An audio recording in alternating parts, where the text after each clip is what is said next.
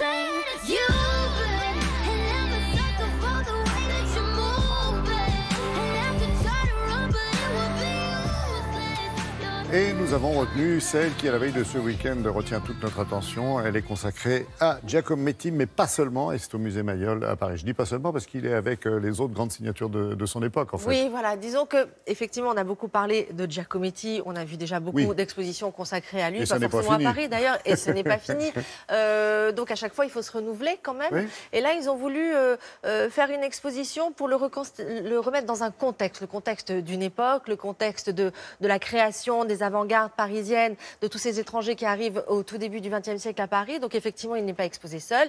Il va être entouré de Brancusi, de Lipsius, de Germaine Rodin, Richier et aussi de ceux qui l'ont inspiré, comme Rodin, par exemple. Donc vous voyez, ça va être un contexte. Nous, on a mis effectivement sur le focus sur Giacometti, évidemment, mais on se rend compte qu'effectivement, on apprend beaucoup de choses dans cette exposition, et notamment qu'avant de faire ces figures extrêmement longilignes qui sont connues dans le monde entier, c'était quelqu'un de tout à fait classique qui a appris son art de manière très classique à l'atelier de la Grande Chaumière à Paris, dans le 14e arrondissement. Donc, il a un enseignement plutôt académique. Donc, vous allez voir que ces sculptures, au départ, sont tout à fait parfaites. Et puis après, il connaît les surréalistes, et là, il va partir dans ce que l'on connaît de lui, dans le délire Giacometti, mais qui fait de lui un des plus grands sculpteurs finalement du XXe siècle. Je vous propose tout de suite de rejoindre le musée Mayol à Paris.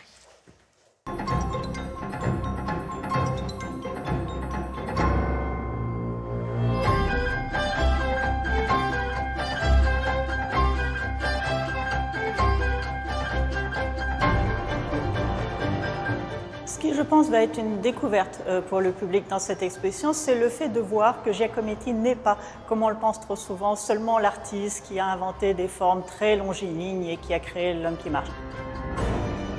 C'est un perpétuel inventeur de formes, c'est quelqu'un qui est sans arrêt en recherche, dans le doute aussi, il le disait, mais un doute constructif. Et donc, depuis ses débuts jusqu'à la fin de sa vie, il cherche, il essaie des solutions plastiques nouvelles, et à chaque époque, il crée des chefs-d'œuvre.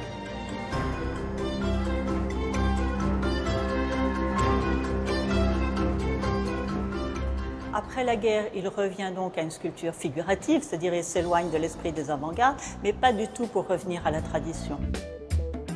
En fait, ce qu'il va faire, c'est interroger le corps humain, sa représentation et surtout la position du spectateur par rapport au corps humain. Très souvent donc, lorsqu'on regarde ces sculptures de face, elles sont très minces et il nous incite à tourner autour parce qu'elles se développent en profondeur.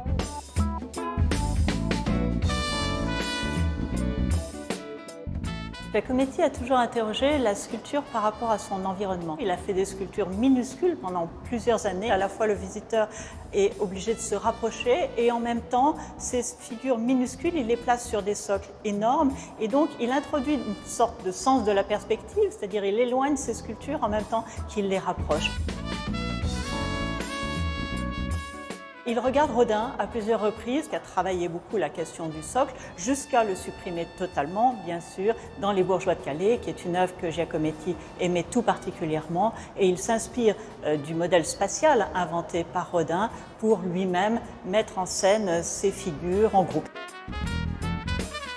L'homme qui marche, c'est le grand défi, c'est le défi posé par Rodin et relevé par Giacometti.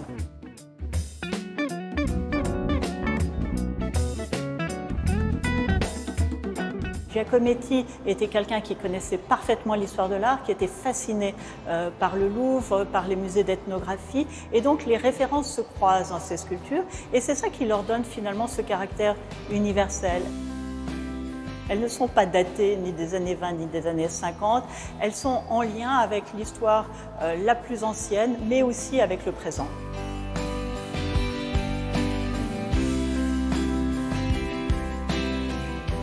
Et en plus, Béatrice, les images que vous nous montrez sont visibles lors de l'exposition. Je parle des images du maître. Oui, tout à fait. Il y a beaucoup de films dans cette exposition. C'est bien ça. Oui, parce que Giacometti, en fait, c'est quelqu'un qui a compris très vite. C'est vrai qu'il a eu beaucoup de succès après-guerre notamment. Il a un pic de carrière vraiment dans les années 60.